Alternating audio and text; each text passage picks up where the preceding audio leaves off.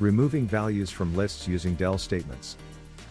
Welcome back, Python enthusiasts. Today, we're diving into one of the fundamental aspects of working with lists in Python, removing values using the del statement. Let's start with a simple list. This is our list. But what if we want to remove an item from it? Introducing the del statement. It's a powerful tool for removing items from lists in Python. You simply use del, followed by the name of your list and the index of the item you want to remove. Let's see it in action. In this example, we're removing the item at index 2, which is 3 in this case. And just like that, the item is gone.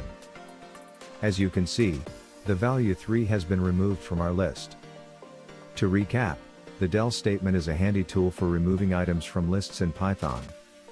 Just specify the index of the item you want to remove, and Python takes care of the rest. Thanks for watching, and happy coding!